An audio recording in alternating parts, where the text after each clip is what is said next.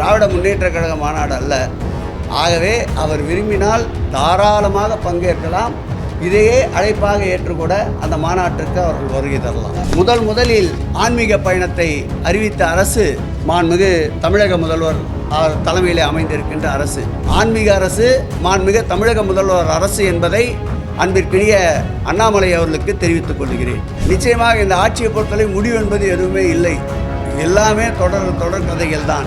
எந்த ஆயுதமோ போர்க்களத்துக்கு படைக்களத்துக்கு உதவியாக இருந்தது இல்லை. எல்லா இடங்களில் தோல்வியை தவிர வேறு எதுவுமே சந்திக்கல.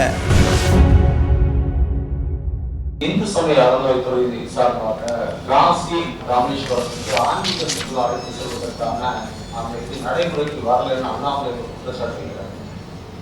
தூங்குபவர்களை எழுப்பி விடலாம், தூங்குபவர்களை போல நடிப்பவர்களை எழுப்பவே முடியாது.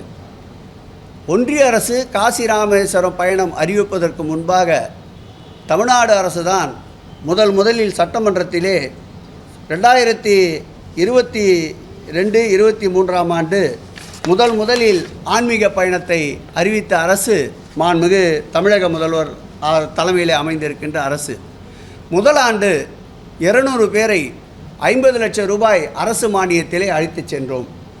இரண்டாம் ஆண்டு அதேபோல் 23-24 ஆகிய ஆண்டுகளில் சுமார் 300 பேரை 75 லட்சம் ரூபாய் செலவிலே அழைத்துச் சென்றோம். இந்த ஆண்டு 2024-25 ஆண்டு சுமார் 420 பேரை 1,05,00,000 ரூபாய் செலவில் அழைத்து செல்வதற்கு திட்டங்கள் தீர்க்கப்பட்டு முதல் தவணையாக, ஏனென்றால் 420 பேர் என்கின்ற பொழுது ஒரே முறையாக அழைத்து செல்ல முடியாது என்பதால் 4 குழுக்களாக பிரித்து இந்த ஆண்டும் அழைத்து செல்ல இருக்கின்றோம்.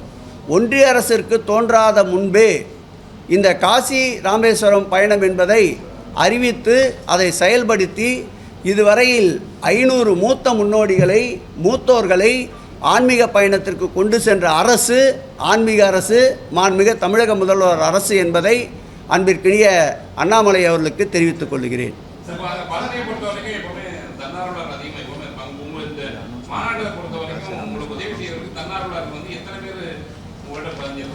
ஏற்கனவே பழனி திருக்கோயிலேயே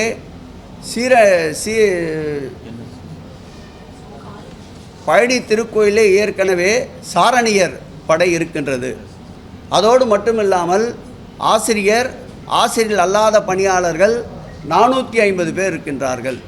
கிட்டத்தட்ட இவர்களை கணக்கிட்டாலே ஒரு 800க்கும் மேற்பட்ட பணியாளர்கள் கிடைக்கின்றார்கள். அது மாத்திரமில்லாமல் பழனி திருக்கோயிலிலே துப்புரவு பணியாளர்கள், தூய்மை பணியாளர்கள் மற்றும் காவல் பணிக்கு தனியார் ஏஜென்சி மூலம் ஒரு 300 பேர் பணியாற்றுகின்றார்கள்.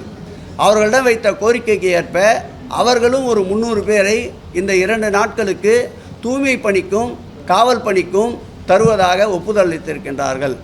ஆகவே தூய்மை பணிக்கும் காவல் பணிக்கும் வழிகாட்டுகின்ற பணிக்கும் போதிய அளவிற்கு 1000 கணக்கானவர்கள் இருப்பதால் வெளியிலே இருந்து தன்னார்வலர்களை அழைக்கின்ற சூழல் இல்லை. அப்படி ஏதாவது பற்றாக்குறை ஏற்பட்டால் தன்னார்வலர்களையும் இந்த பணிக்கு பயன்படுத்தி கொள்வோம்.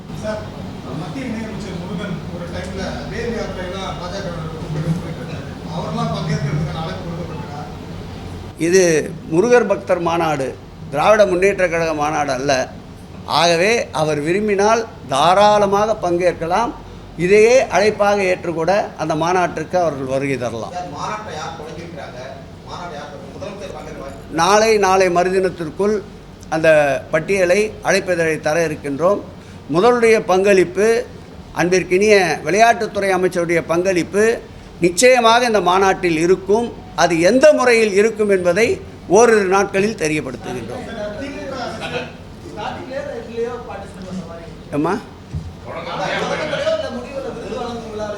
நிச்சயமாக இந்த ஆட்சியை பொறுத்தவரை முடிவு என்பது எதுவுமே இல்லை. எல்லாமே தொடர் கதைகள் தான். நேற்றைக்கு கூட இந்து சமய அறநிலையத்துறையின் கீழ் இருக்கின்ற அருள்மிகு பார்த்தசாரதி திருக்கோயிலில் சார்பில் கட்டப்பட்டிருக்கின்ற வணிக வளாகத்தை 3,20,00,000 ரூபாய் செலவில் நம்முடைய விளையாட்டுத்துறை அமைச்சர் தான் திறந்து வைத்தார். அந்த நிகழ்ச்சிக்கு வருகை தருகின்ற போது நம்முடைய பட்டாச்சாரியார்கள் பூர்ண கும்ப மரியாதை அளித்தார்கள். அதையும் ஏற்றுக்கொண்டார்.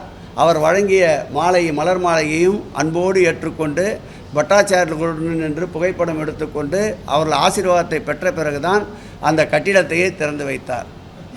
ஆகவே பிரிவு என்பது திமுகவிடம் இல்லை.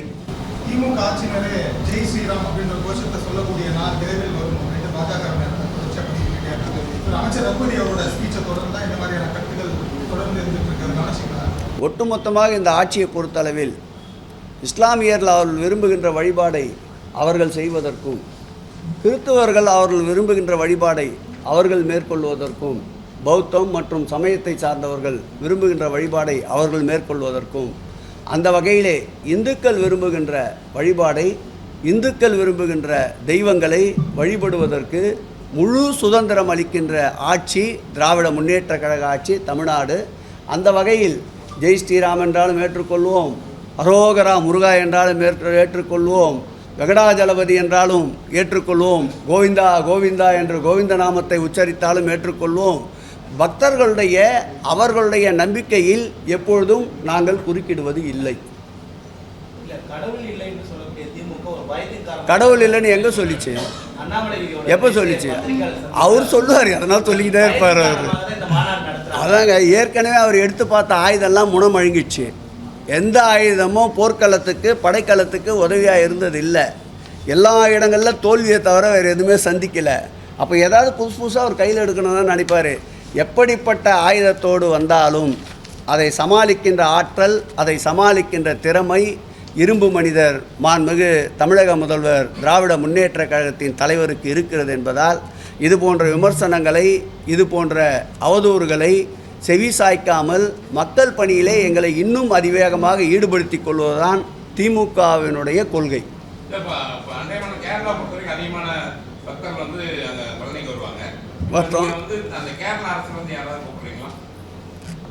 ஆன்மீக சம்பந்தப்பட்ட அனைத்து மாநிலங்களிலிருந்தும் அழைப்பு விடுத்திருக்கின்றோம். அங்கிருந்தும் ஒரு சிலர் கலந்து கொள்வதாக அறிவித்திருக்கின்றார்கள். நம்முடைய மூத்த பத்திரிகையாளர், பெரிய பத்திரிகையாளர் அன்பழகனுடைய அறிவுரை ஏற்று அங்கிருந்தும் யாராவது சிறப்பு பிரதிநிதிகள் வருவதற்குண்டான முயற்சிகளை மேற்கொள்வோம். புரியல?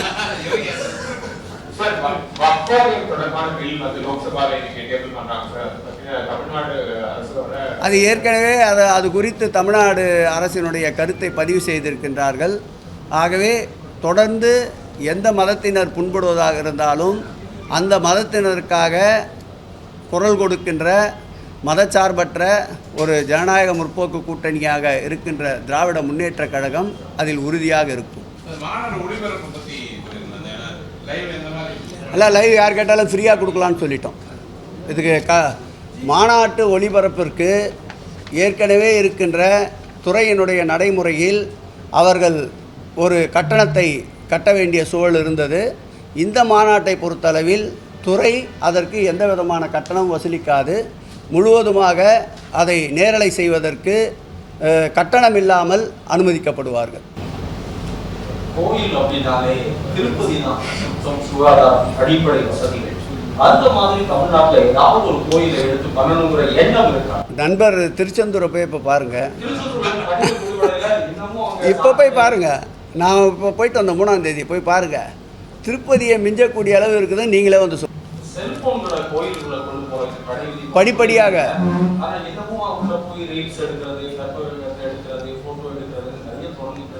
இல்லை, தொடர்ந்து அதற்குண்டான முயற்சிகளை மேற்கொண்டு வருகின்றோம். செல்போனை பொறுத்தளவில் இன்றைக்கு மனிதனுடைய அன்றாட வாழ்க்கையில் பின்னி பிணைந்திருக்கின்ற ஒரு சாதனமாக மாறிவிட்டது. படிப்படியாக குறைத்து வருகின்றோம்.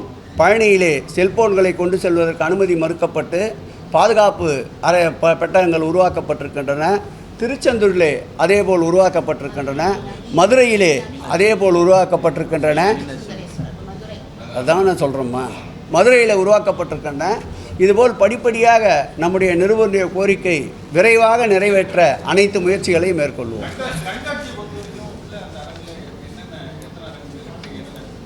கண்காட்சியிலே 40க்கு 60 என்ற இன்ச்சு சைஸிலே ஒரு 60 புகைப்படங்கள் இடம்பெற இருக்கின்றன. அறுபடை வீடுகளினுடைய அந்த முருகர் முழுவதுமாக ஒரு 8 அடி உயரத்திலே பிரதிஷ்டை செய்யப்பட இருக்கின்றார். அதோடு முருகருடைய வரலாறு, தல வரலாறு, 6 திருக்கோயிலுடைய வரலாற்றையும் அதிலே விளக்குகின்ற வகையில், தெரிந்து கொள்ளுகின்ற வகையில் கண்காட்சி அமைக்கப்பட இருக்கின்றன. இதுபோன்ற செய்திகளை மேலும் தெரிந்து கொள்ள எங்களது யூடியூப், ஃபேஸ்புக் மற்றும் ட்விட்டர் ஆப்களை சப்ஸ்கிரைப் செய்யவும்.